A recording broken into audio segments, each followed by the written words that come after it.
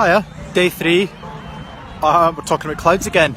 If you can hear music in the background, don't be alarmed. I've not reverted to the 80s. I'm at a kids' fair with the children. So anyway, clouds. I spoke the other day about lenticularis. If you look up, if I sort of kind of point, that one there, that kind of looks like a lens, like a flying saucer. And there's quite a few of them. Looking that way, one just above the building. I've got quite a few of them. Those are the lenticularis that I was on about. So those are caused by the hills over there.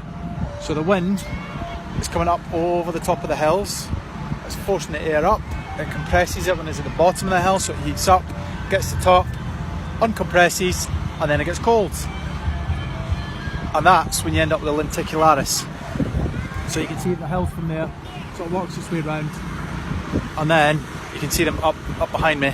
Sort of here, it kind of looks like a flying saucer, like a lens type thing. So that's your lenticularis clouds, and you can see they actually extend quite far. So it doesn't really mean much for you as a normal sort of layman. If you happen to fly gliders, then that's something that's really important, because that tells you where the updrafting air stops, just at the base of that cloud, which is pretty good. Now if you look further up, and I don't know what my camera's going to do here, I'm going to try and show you some of the higher level stuff. So if I pan that up, I don't know if you can see the sort of higher level clouds that are up here. That's the cirrus clouds that I was on about, and there's actually quite a few of them around here. You can see they're all sort of wispy, and it wisps.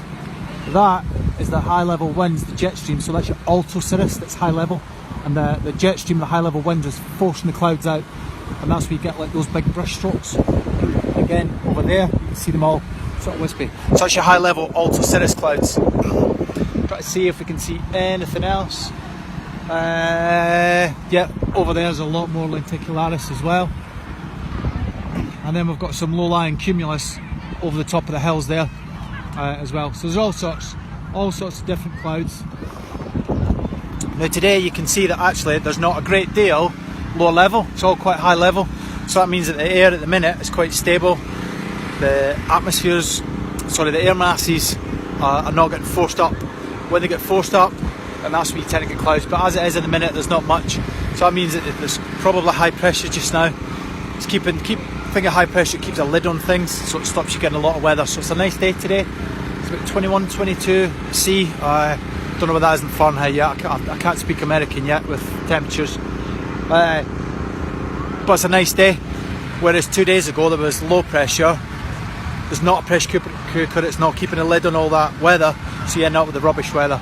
So that's why today it's a nice day, and all the clouds are really high because the air mass hasn't been forcing all this up. There isn't unstable air forcing all the moisture up. So there we go, that ended today's lesson. I hope you're enjoying the stuff about clouds, and probably the next video doing clouds is going to be when I find a cumulonimbus cloud, because I will find some fairly soon. It's bound to happen. In fact, I'm just going to show you this lenticularis. Listen to me, sound like a right geek loving clouds. So I don't know if you can see that just over there, that cloud in between the two light stanchions. That's a really good example of a lenticularis. And if you look, as it's closer to the hill, it's a lot more compact, it's a lot more rounded. As you get further away, you can see it kind of get a lot more ragged in the edges. That means the wind that's been forced up off the back of this hill. So what happens is the cloud forms there, and with the wind it forces it out and it blows along. So that cloud that's over there, that was formed probably somewhere over there, and it's just as the wind made it drift and then moves away, so it goes downwind. If you actually follow it down, you can see just over in the distance there, you may need to zoom in, there's more of them that are further down. You can see they're kind of merging into like a cumulus cloud now, rather than that nice, neat sort of flying saucer shape. So anyway, that is the end of today's lesson. Hope you enjoyed that. Let me know in the comments if you're enjoying these, because I'm a bit of a geek, I love this kind of thing, and not everybody does, so you can let me know. Anyway, that's today's lesson, all about clouds, and I'll leave you to it. Have a great Saturday and enjoy the rest of your weekend. Bye!